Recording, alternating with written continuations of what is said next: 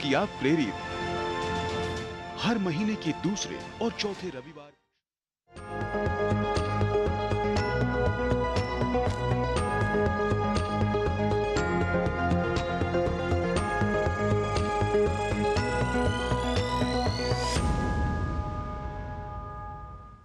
नमस्कार, हमारे खास कार्यक्रम चर्चा में आपका स्वागत है। मैं हूं प्रखर श्रीवास्तव। पिछले 70 सालों से इस देश में यूनिफॉर्म सिविल कोड यानी समान नागरिक संहिता की मांग हो रही है, लेकिन कभी राजनीति तो कभी तुष्टीकरण हमेशा यूनिफॉर्म सिविल कोड की राह में बाधा बने हैं। लेकिन देश के एक छोटे से राज्य उत्तराखंड में ये बाधाएं अब टूटती नजर आ रही हैं। उत्तराखंड में समान नागरिक संहिता का रास्ता साफ होता दिख रहा है। उत्तराखंड में यूनिफॉर्म सिविल कोड का ड्राफ्ट सीएम पुष्कर सिंह धामी को सौंप दिया गया है। प्रदेश सरकार की ओर से गठित समान नागरिक संहिता का ड्राफ्ट तैयार करने वाली जस्टिस रंजना देसाई कमेटी ने अपनी रिपोर्ट सरकार को सौंप दी है। अब इस ड्राफ्ट रिपोर्ट को कानूनी जामा कभी भी पहनाया जा सकता है। माना जा रहा है कि शनिवार यानी कल होने वाली धामी सरकार की कैबिनेट की बैठक में यूसीसी ड्राफ्ट को, इसकी रिपोर्ट को मंजूरी मिल सकती है। यह भी माना जा रहा है कि इसके बाद इसे 6 फरवरी को विधानसभा में पेश किया जा सकता है। आपको बता दें कि उत्तराखंड विधानसभा का बजट सत्र 5 फरवरी से शुरू हो रहा है। ऐसे में सत्र की शुरुआत में ही धामी सरकार एक इतिहास रच सकती है।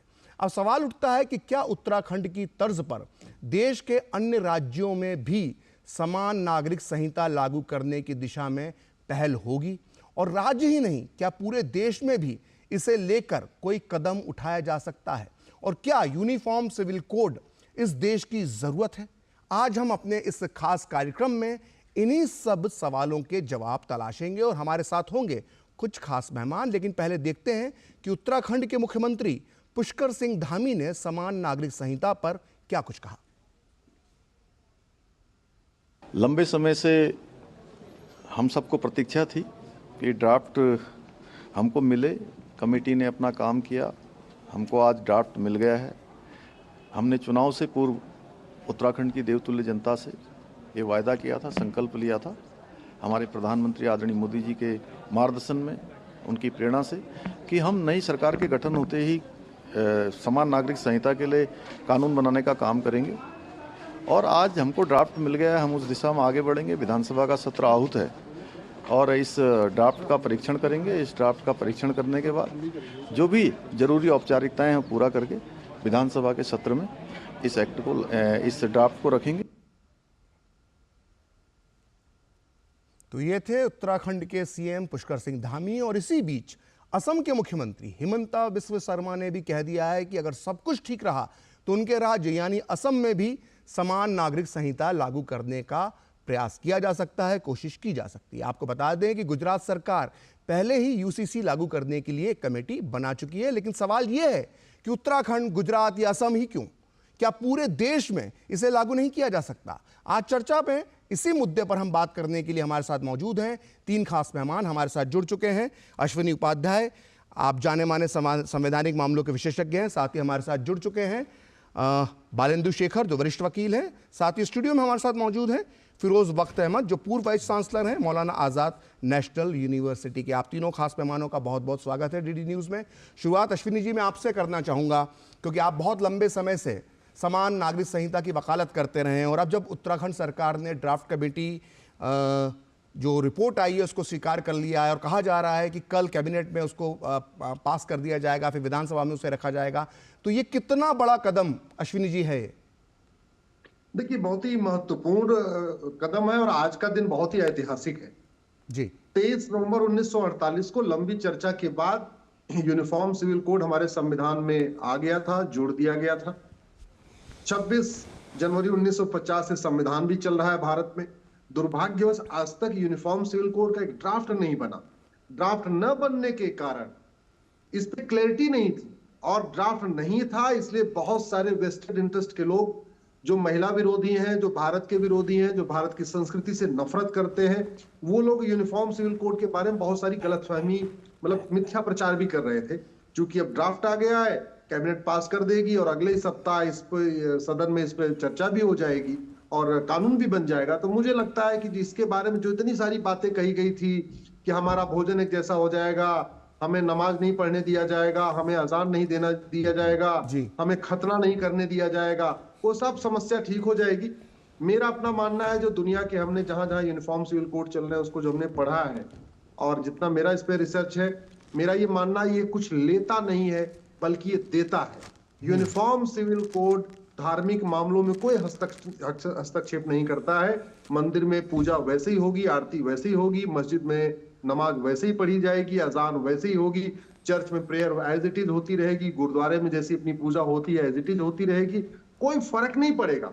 केवल जो सिविल राइट के इशू हैं, ह्यूमन राइट के इशू हैं, प्रॉपर्टी राइट के इशू हैं, उसमें देश की सभी बहन बेटियों को एक समान अधिकार मिल जाएगा। जी। अब आज की डेट में क्या हो रहा है प्रखर जी, शादी विवाह की उम्र तक समान नहीं है। आप जरा सोचिए, दुनिया के 125 देशों में शादी विवाह की उम्र समान है और हमारे देश में लड़के और लड़की की शादी की उम्र में बिल्कुल अंतर है और खासतौर पे मुस्लिम बेटियों की शादी की उम्र 9 साल चल रही है। तो ये तो बिल्कुल गलत है ना। भारत न बाइबल से चलता है, न कुरान से चलता है, भारत संविधान से चलता है और संविधान का मतलब ही है संविधान, ऐसा विधान जो सबके लिए समान है उसको कहते हैं संविधान। अब इसके बावजूद भारत में हिंदू का अलग विधान चल रहा है, मुस्लिम का अलग विधान, पारसी का अलग विधान, ईसाई का अलग विधान। मेरा ये मानना है जो उत्तराखंड की सरकार ने निर्णय किया है ऐतिहासिक निर्णय है और ये जो उत्तराखंड सिविल कोड होगा ये अन्य राज्यों के लिए भी एक मॉडल का काम करेगा और जब 2-4 राज्य इसको लागू कर लेंगे तो बहुत जल्द मुझे लगता है नेशनल लेवल पे पार्लियामेंट से भी पास हो जाएगा। यूसीसी आएगा, लड़के लड़के की शादी की उम्र सबकी समान हो जाएगी। यूसीसी आएगा, grounds of divorce, procedure of divorce सबके लिए कॉमन हो जाएगा। यूसीसी आएगा, शादी का रजिस्ट्रेशन सबके लिए कंपलसरी हो जाएगा। यूसीसी आएगा, गुजारा भत्ता सबको मिलेगा। यूसीसी आएगा, देश की सभी बेटियों को गोद लेने का अधिकार मिल जाएगा, बच्चों के भरण पोषण का अधिकार मिल जाएगा। अश्विनी जी, विरासत और वसीयत सबको एक समान अधिकार मिल जाएगा। माता पिता की देखभाल का अधिकार सबको समान मिल जाएगा। एक पति एक पत्नी का नियम सब पे लागू हो जाएगा। हलाला, मुताह, मिस्यार जैसी कुरीतियां खत्म होंगी। तलाके हसन, तलाके बाइन, तलाके किनाया जैसा जो एक तरफा तलाक का सिस्टम है वो खत्म होगा। तो मेरा ये मानना है सबका इसमें भला होगा। ठीक है अश्विनी, ये तो बिल्कुल निश्चित तौर पर आप जो कह रहे हैं, आपने जितने पॉइंट गिनाए उससे लगता है कि काफी बदलाव होगा और सभी महिलाओं को समान हक मिलेंगे। मेरा सवाल ये है कि इस देश के सुप्रीम कोर्ट और कई हाई कोर्ट्स ने, मेरा जहां तक ख्याल है 30 से ज्यादा बार जो है यूसीसी की हिमायत करी अपने ऑब्जर्वेशन में अलग अलग। तो फिर क्या वजह है कि 70 साल लग गए हैं और अभी तक जो है वो कुछ राज्यों में इसे लागू करने की बात हो रही है लेकिन देश में कभी लागू नहीं हो पाया। जबकि आपने कहा कि संविधान सभा की बहस में भी हम पढ़ते हैं तो इस तरह की चर्चा आती है कि यूसीसी के समर्थन में तब आवाजें उठी थी, लेकिन वो क्या वजह है कि 70 साल बाद भी ये देश में लागू नहीं हो पाया है? पॉलिटिकल विल की कमी थी और समाज भी इतना जागृत नहीं था। अभी सोशल मीडिया का काफी प्रभाव है, इलेक्ट्रॉनिक मीडिया, प्रिंट मीडिया का भी प्रभाव है। सब लोग ये समझने लग गए हैं कि जो गड़बड़ हो रहा है, जो गलत चल रहा है, उसका समाधान क्या है। मेरा ये मानना है यूसीसी कम से कम 10 से 15 बुराइयों को खत्म कर देगा। यूसीसी कई सारी कुरीतियों को, कई सारी कुप्रथाओं को खत्म करेगा। यूसीसी सभी परिवारों में खुशहाली लाएगा। और एक बात जरूर मैं प्रखर जी कहना चाहूंगा जी, सबसे ज्यादा जो यूसीसी का लाभ मिलेगा वो हमारी मुस्लिम बेटियों को मिलेगा सबसे ज्यादा। उसके बाद पारसी बेटियों को मिलेगा, उसके बाद क्रिश्चियन बेटियों को मिलेगा। हिंदू बेटियों को इसमें बहुत कुछ लाभ नहीं मिलने वाला है क्योंकि जो हिंदू कोड बिल था, एक तो उसमें इक्वालिटी थी, उसके बाद सुप्रीम कोर्ट के कई सारे जजमेंट आ गए। उस जजमेंट के द्वारा जो कुछ गैप था वो भी फिल हो चुका है, वो भी भरा जा चुका है। तो हिंदू, जैन, बौद्ध, सिख के लिए इसमें बहुत फायदा नहीं होगा। इसमें जो सबसे ज्यादा फायदा होगा वो हमारी मुस्लिम बेटियों को होगा, उसके बाद क्रिश्चियन बेटियों को और पारसी बेटियों को होगा। ठीक है, हमारे साथ फिरोज वक्त अहमद साहब भी मौजूद हैं और इस्लामिक मामलों से जुड़े हुए जब भी कुछ मामले होते हैं, इस तरह की बहसें होती हैं तो उसमें अक्सर आप उनको देखते होंगे। फिरोज साहब, मैं आपसे पूछना चाहता हूँ कि आखिर जो अभी हमें फ़ायदे अश्विनी जी ने बताए, आखिर जब ये फैसला आ गया है, उत्तराखंड सरकार करीब करीब इसको पास करती दिखाई दे रही है और लागू करती दिखाई दे रही है, तो ये कितना बड़ा कदम है और बार बार जो विरोध की बात हो रही, तो आखिर क्या वजह है कि मुस्लिम समाज इसका विरोध करता रहा? देखिए प्रखर जी, सबसे पहले तो मैं शुरू करूंगा इस डिस्कशन को, डिबेट नहीं है, डिस्कशन है। We are on the same side of the table, all of us, all the 4 of us, और जो देख रहे हैं वो भी हमारे साथ हैं। मैं मुबारकबाद देना चाहूँगा पुष्कर सिंह धामी साहब को कि उन्होंने इसको लागू करने की हिम्मत उठाई and he is the first one two cross the line. मैं दूसरी में मुबारकबाद देना चाहूँगा अपने जो मेरे काबिल दोस्त हैं अश्वनी साहब, ये कई साल से कोशिश कर रहे हैं कि हमारे मुल्क के अंदर एक ही जैसा कानून लगे, और इन्होंने इतनी सारी बातें बता दी, इतनी क्लैरिटी के साथ बता दी, और मुस्लिम पक्ष की भी बात बता दी कि मेरे लिए बहुत ज़्यादा कुछ कहने को नहीं रहा। मैं शिकायत नहीं कर रहा, लेकिन जो मुझे कहना है प्रखर भाई मैं ज़रूर कहूँगा। जी बिल्कुल। देखिए ऐसा है कि चूंकि एक मैं प्रैक्टिसिंग मुस्लिम हूँ, जड़ों से जुड़ा हुआ मुसलमान हूँ, राष्ट्रवादी भी हूँ, संस्कारवादी भी हूँ, तारीफ नहीं कर रहा, ये फैक्ट है। जो लोग मुझे बताते हैं मुझे तो पता नहीं था। हैविंग सेड दिस, मैं कहना चाहूँगा कि वाकई सारे मुल्क में एक जैसा कानून होना चाहिए। जैसे मैं अपनी कम्युनिटी की बात करता हूँ, हमारे यहाँ क्या है, जब तलाक देना होता है तो 3 बार तलाक दी। लफ्ज़ तलाक जो सबसे घिनावना लफ्ज़ है अल्लाह की नज़र में भी, प्रॉफिट मोहम्मद पीस भी अपॉन हिम आपकी नज़र में भी, कह के एक औरत को उसके बच्चों को घर से बाहर निकाल दिया जाता है। ये जो था, अगर अब ये जो पुष्कर सिंह धामी साहब ने लगाया है, ये कुछ इसका पहले भी चल रहा है, ट्रिपल तलाक भी चली गई है, इससे बड़ा फ़ायदा होगा हमारी मुस्लिम बच्चियों को। ठीक है, पहली चीज़। दूसरी चीज़ यह है कि देखिए अगर घर में चोरी होती है तो हम कहाँ जाते हैं, हम पास के थाने में जाते हैं। ठीक है, तो ये क्या है, जब चोरी हो या कोई और बात हो तब तो आप थाने में जाएं, तलाक देनी हो या कोई और बात हो, किसी की प्रॉपर्टी पे कब्जा करना हो, पहले आप कहना चाह रहे हैं कि हम शरिया की बात करते हैं। देखिए मैं एक बात और कहूँगा, आप सवाल ज़रूर पूछिए, मैं बस 1 सेकंड में बात पूरी कर लूँ। हिंदुस्तान ना तो शरिया से चलेगा, ना सनातन कानून से चलेगा, ये BR अम्बेडकर का जो दुनिया का सबसे बड़ा कानून है उससे चलेगा। ठीक, बालेंदु जी भी हमारे साथ मौजूद हैं। बालेंदु शेखर जाने माने वरिष्ठ वकील हैं। बालेंदु जी, मैं आपसे जानना चाहता हूं कि आखिर ये जो अभी आपने अश्विनी जी को सुना होगा, उन्होंने बताया कि इसके बाद क्या बदलाव होगा। फिरोज अहमद वक्त साहब का एक अलग रुख था, वो बता रहे थे कि क्यों ज़रूरी है मुस्लिम समाज के लिए ये। लेकिन मैं आपसे जानना चाहूँगा कि समान नागरिक संहिता अगर पूरे देश में लागू हो जाती है, अगर हम ये सोचें 2 मिनट के लिए, तो इससे न्यायिक व्यवस्था में क्या परिवर्तन आएगा? क्योंकि कोर्ट बार बार इसकी हिमायत करता है। क्या इससे केसेस जो हैं, जो बर्डन है भारत के सारे अदालतों पे, वो भी कम होगा? बिल्कुल, इससे काफी चीजें काफी सामान्य होगी। और ये बात जैसा अश्वनी जी ने भी बोला कि बहुत सारी विसंगतियां हैं जी, क्योंकि ऐसी जो हम लोग जो रोज देख रहे हैं, तो वो बहुत सारी चीजें स्ट्रीमलाइन होगी। और लगातार सुप्रीम कोर्ट बहुत सारे आदेशों में कह चुका है कि यूनिफॉर्म सिविल कोड जरूरत है वक्त की। और ये हमारे संविधान जब बनाया गया था तब भी आर्टिकल 44 तब बनाया गया था, और उस वक्त भी बाबा साहब अम्बेडकर ने स्पष्ट बोला था कि यूनिफॉर्म सिविल कोड भारत की जरूरत है और इसको जल्द से जल्द लाना चाहिए।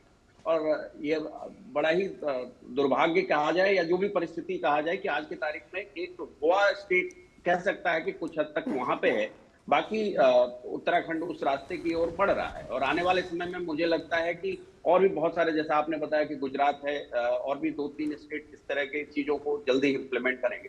तो मुझे लगता है कि ये जरूरत है। और इसको देखते हुए बहुत सारे कोर्ट, सुप्रीम कोर्ट में और बड़े सारे हाई कोर्ट ने भी लगातार बोला है कि यूनिफॉर्म सिविल कोड जरूरत है, क्योंकि इतनी डिस्पैरिटी है डिफरेंट रिलीजन्स में, एडॉप्शन को लेकर, संपत्ति को लेकर, मैरिज को लेकर, कि वो विसंगतियां इतनी क्लियर दिखती है कि उसको स्ट्रीमलाइन करने की बहुत ही ज्यादा मतलब ये इस वक्त की जरूरत है। और तभी Sarla Mudgal versus union of India, जो कि बहुत ही आई ओपनर केस कहा जाएगा, जिसमें कि हिंदू व्यक्ति सिर्फ शादी करने के लिए इस्लाम कबूल करता है और उसके बाद बिना अपनी पहली शादी को खत्म किए हुए इस्लाम के रास्ते वो अपने रिलेशनशिप को जस्टिफाई करना चाहता है। तो उस तरह के केसेस में सुप्रीम कोर्ट ने क्लियरली बोला कि इस तरह के दुरुपयोग इसलिए होते हैं क्योंकि बड़े सारे जो रिलीजन्स है, सबकी अपनी अपनी जो अपने जो रीति रिवाज हैं, और वो चूंकि लीगलाइज आज के तारीख में है, और उसकी वजह से ये सारी विसंगतियां हैं। और इन सब चीजों को हम तभी स्ट्रीमलाइन कर सकते हैं जब सबको एक पेडेस्टल पे ले आए, जो कि अपना संविधान भी कहता है कि इक्वलिटी की बात करता है,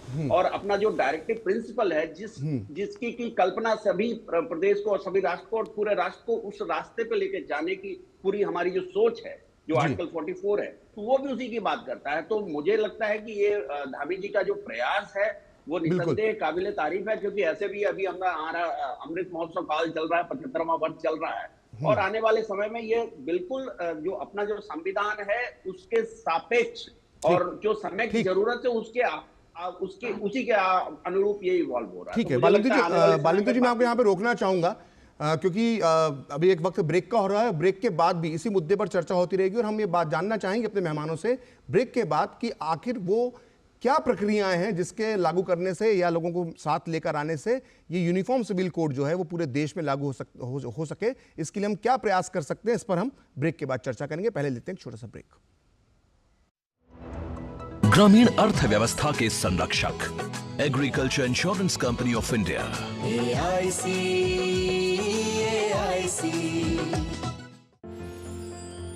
साल बरस और सदी नहीं, एक युग गुजर जाएगा, उम्र न पूछो वंडर की, जब फर्क नजर आएगा।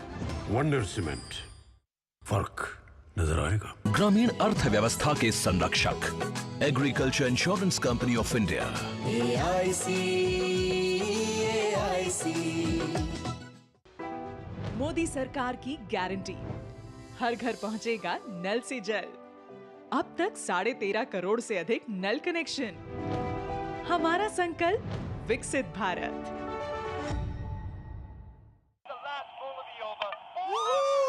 क्या लड्डू हम यहाँ बैठे बैठे पैसे बना सकते हैं?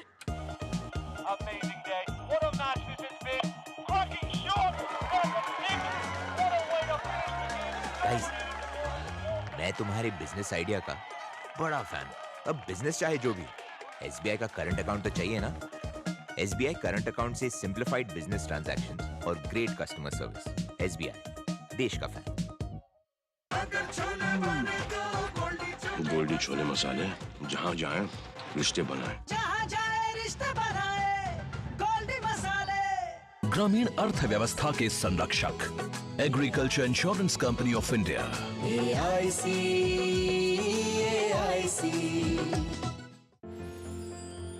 साल बरस और सदी नहीं, एक युग गुजर जाएगा, उम्र न पूछो वंडर की, जब फर्क नजर आएगा। वंडर सीमेंट, फर्क नजर आएगा। लाइफ में फाइनेंशियल आजादी के लिए NPS जरूरी है। रिटायरमेंट में फाइनेंशियल आजादी रहे जारी, NPS से आज ही करे तैयारी। NPS जरूरी है। ग्रामीण अर्थव्यवस्था के संरक्षक agriculture insurance company of India AIC।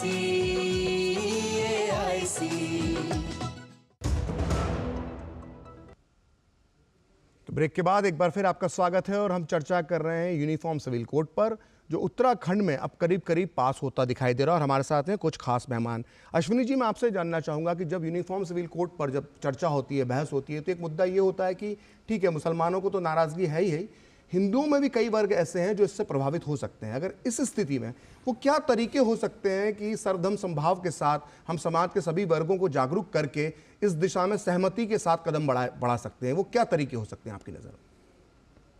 देखिए, कई बार प्रखर जी क्या होता है, नाम बदनाम हो जाता है। तो मेरा तो ये मानना है कि इसको यूनिफॉर्म सिविल कोड कहने की बजाय इसको भारतीय नागरिक संहिता कहना चाहिए जी।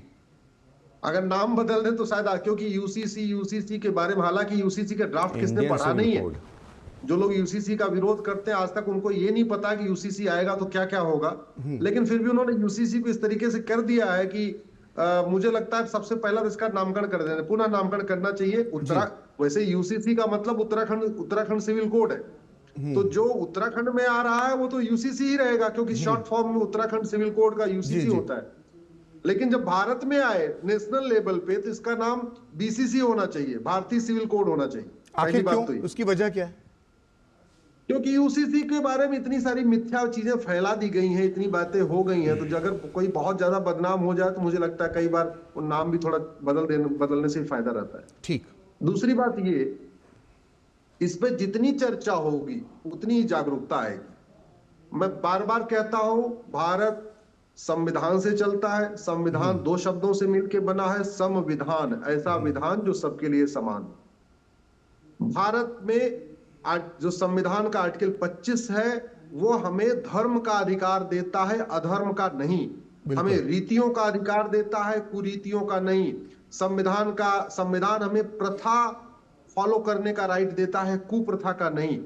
बेटे और बेटी में भेदभाव करना, माता और पिता में भेदभाव करना, पति और पत्नी में भेदभाव करना, ये अधर्म है, कुरीति है, कुप्रथा है। ठीक है, आपने कुरीति ऊपर वाले ने कोई जी, आपने कुरीति और कुप्रथा की बात की। डॉक्टर फिरोज साहब, मैं आपसे ये जानना चाहूंगा क्योंकि जब हम डॉक्टर अंबेडकर को पढ़ते हैं तो डॉक्टर अंबेडकर ने इस्लाम की कुरीतियों के बारे में भी काफ़ी कुछ कहा। उनकी पुस्तक है भारत पाकिस्तान अथवा भारत का विभाजन। उसमें वो साफ साफ लिखते हैं कि मुस्लिम समाज जो है वो समाज सुधार का विरोधी नजर आता है। तो क्या आपको लगता है, क्या वो वजह है कि जब भी ऐसे समाज सुधार की बात होती है? एक सेकंड प्रखर जी, बस 10 सेकंड और लूंगा जी। देखिए, जो भारत की कुरीतियां थी उन कुरीतियों पे कानून बना। छुआछूत एक कुरीति आई, छुआछूत पे कानून बना। सती प्रथा एक कुरीति थी, सती प्रथा पे कानून बना। लेकिन ये जो विदेशी कुरीतियां भारत में आई, जिसको हम मुगल कालीन कुरीति कहते हैं, ये जो भाई तलाके हसन, तलाके हसन, तलाके बाइन, तलाके किनाया, ये भारत की कुरीति नहीं है, ये विदेशी कुरीति है। निकाह हलाला, निकाह मुता, निकाह मिस्यार, ये भारत की कुरीति नहीं है, विदेशी कुरीति है। तो हमने भारत की कुरीतियों के खिलाफ तो कानून बनाया, लेकिन विदेशी कुरीतियों के खिलाफ कानून नहीं बनाया। ये यूसीसी उन विदेशी कुरीतियों को ठीक करेगा। ठीक है फिरोज साहब, जो मैं आपसे सवाल पूछ रहा था, तो क्या ऐसी वजह है कि समाज सुधार को लेकर जो डॉक्टर अंबेडकर मुस्लिम समाज के लिए कहते हैं कि मुस्लिम समाज सुधार का विरोधी होता है, ऐसा वो लिखते हैं अपनी पुस्तक में, तो ये जब इस तरह के मामले आते हैं तो क्या वजह है कि मुस्लिम समाज विरोध करता है? इसके पीछे आप क्या वजह देखते हैं? देखिए, ऐसा है, मुस्लिम समाज का जो विरोध का कारण है, एक तो उसमें शिक्षा की तालीम की कमी है। ठीक है, ज़्यादातर बच्चे मतलब या तो मदारिस में रहते हैं, उर्दू माध्यम स्कूलों में जाते हैं, हिंदी मीडियम, इंग्लिश मीडियम या जो भी मीडियम है वहाँ नहीं जा पाते हैं। एक तो वजह यह है। दूसरी वजह यह है कि जो स्वयंभू नेता हैं मुस्लिम समाज के, जो सेल्फ अपॉइंटेड लीडर्स हैं, वो मुस्लिम समाज को भड़काते, भटकाते, बहलाते, फुसलाते रहते हैं। उसका कारण ये होता है कि देखिए, मुस्लिम समाज, मैं बहुत बड़ी मैं बात कहने वाला हूँ, बहुत अहम बात कहने वाला हूँ, हो सकता है कि कुछ लोग मेरे खिलाफ भी फतवे सादिर कर दें। मुस्लिम समाज की सबसे बड़ी कमी ये रही है कि उन्होंने अपने prophet Mohammed peace be upon him आपके रास्ते को छोड़ दिया है। कोई तो बात थी उनके अंदर के आधी दुनिया उनके पीछे चलने लगी, उनके रास्ते को छोड़ दिया, नरमी के रास्ते को छोड़ दिया, हर चीज़ पे धांधा, हर चीज़ पे जिद बहस। अब मैं मेन पॉइंट पे आपका जवाब दे रहा हूँ। देखिए, क्या है कि यूनिफॉर्म सिविल कोड से मुस्लिम समाज को फ़ायदा ही फ़ायदा होगा। जैसे अश्वनी साहब ने भी कहा था कि हमारी जो बेटियां हैं उनके ख़ानदान बचे रहेंगे, घर नहीं फूकेंगे, ये बहुत बड़ा फ़ायदा होगा। मुस्लिम समाज को कोई नुकसान नहीं होने वाला, फ़ायदा ही होगा। लेकिन ये जो स्वयंभू नेता हैं, ये अपनी सियासी रोटियां सेकने के लिए, सियासी दुकानें चमकाने के लिए, अपनी राज्यसभा की और लोकसभा की सीटें चमकाने के लिए मुसलमानों को भड़काते रहते हैं, उनको डराते रहते हैं। ये तो आपने मुस्लिम समाज के नेताओं की बात की। अगर मैं तो कुल मिलाकर जो भी विपक्षी पार्टियां, राजनीतिक पार्टियां जो उसका विरोध करती हैं, क्या उनके पीछे भी उनकी जो नीति है वो मुस्लिम तुष्टीकरण की नीति है, इसलिए वो विरोध करते हैं? देखिए, ऐसा है, एक मैं बात कहना चाहूँगा, जहाँ तक तुष्टीकरण का ताल्लुक है, ये जो सरकार है, बीजेपी की सरकार, खुल के मैं बात करता हूँ, मैं कोई लाग लपेट नहीं करता, इसने तुष्टीकरण को समाप्त करके सशक्तिकरण की बात की है। ठीक है। और आखिर में एक बात मैं ये भी कहना चाहूँगा कि मुसलमानों को ऐसे नेताओं से बचना चाहिए कि जो उनको भड़काते हैं। आप जानते हैं, कोई हैदराबाद से, कोई यूपी से, कोई कहीं से। हमारा हिंदुस्तान जो आप ये कहना चाहते हैं कि ना सिर्फ मुस्लिम नेतृत्व को बल्कि राजनीतिक नेतृत्व जो है उसको भी इस पे सोचना चाहिए। एक आखिरी सवाल मैं बालेंदु शेखर जी से लेना चाहूंगा। बालेंदु शेखर जी, संविधान का जो अनुच्छेद 162 है वो ये अधिकार देता है कि राज्य सरकार अपनी इस तरह की कमेटियां बना सकती हैं और एक तरह के पहल कर सकती है। क्या अन्य राज्यों को भी इससे प्रेरणा लेकर या इससे सबक लेकर अपने राज्यों में इसकी शुरुआत करना चाहिए? क्योंकि सुप्रीम कोर्ट से जो है वो क्लीन चिट मिल चुकी है। तो अनुच्छेद 162 के बारे में थोड़ा सा मैं आपसे एक टिप्पणी करूंगा। इससे पहले समय का थोड़ा सा अभाव है। बस ये है कि एक यूनिफॉर्म सिविल कोड, एक जैसी शिक्षा होनी चाहिए। ये नहीं कि कोई सेंट फलाने में, सेंट उसमें पढ़ रहा है। शिक्षा भी एक जैसी होगी तो भारत बहुत जल्दी विश्व गुरु बनेगा, अमेरिका, चाइना, फ्रांस से आगे जाएगा। ठीक है बालेंदु जी, मैं आपसे संक्षेप में जानना चाहूंगा कि अनुच्छेद 162 को लेकर अब जब हरी झंडी दिखा चुका है सुप्रीम कोर्ट, तो क्या अन्य राज्यों के लिए अब आसान हो चुका है कि वो भी इस तरह की कमेटियां बना के अपने राज्य में पहल कर सकती हैं? बिल्कुल बिल्कुल, इस अनुच्छेद के आलोक में बिल्कुल कोई भी स्टेट गवर्नमेंट स्वतंत्र है। और जो मैंने कहा कि अभी तो उत्तराखंड देख रहे हैं और आने वाले समय में बहुत सारे स्टेट्स इस रास्ते को आएंगे। जैसे गुजरात के बारे में अभी आपने सूचना दी कि कमेटी बन चुकी है और भी 2-3 राज्य इस रास्ते पे चल रहे हैं। तो मुझे लगता है कि आने वाले समय में यूनिफॉर्म सिविल कोड भारत की एक रियलिटी होने वाली है, क्योंकि बहुत सारी कुरीतियां हैं जो कि समय के साथ साथ धीरे धीरे अपने आप खत्म होते जा रही हैं। अब जैसे एक अभी लिव इन रिलेशनशिप का एक कॉन्सेप्ट चला हुआ है, वो बड़े सारे ऐसे जो अपने आप इवॉल्व होती है, तो वो सारी चीजों को आप कहीं ना कहीं कंट्रोल करने के लिए एक यूनिफॉर्मिटी हमें चाहिए। और इस तरह के जो कानून यदि आते हैं किसी भी स्टेट में, तो मुझे लगता है कि इस तरह की जो विसंगतियां समाज में जो समय के साथ साथ अपने आप इवॉल्व होती है, वो जाहिर सी बात है खत्म होती जाएगी। और मुझे लगता है आने वाले समय में बाकी स्टेट्स भी यदि इस तरह के एक दो स्टेट्स जो अभी आज की तारीख में कानून लेके आ रहे हैं और यदि सक्सेसफुली चलाते हैं, तो दूसरे स्टेट्स में लोगों की आवाज पर उन तमाम राज्यों की मजबूरी हो जाएगी कि उस तरह के कानून अपने राज्यों में भी लेके आए।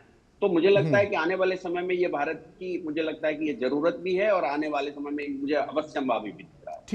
ठीक है, समय का अभाव है, इसलिए हमें इस चर्चा को यहीं पे विराम देना होगा। मैं अपने तीनों मेहमानों का बहुत बहुत धन्यवाद कहना चाहूँगा कि आप इस चर्चा में शामिल हुए।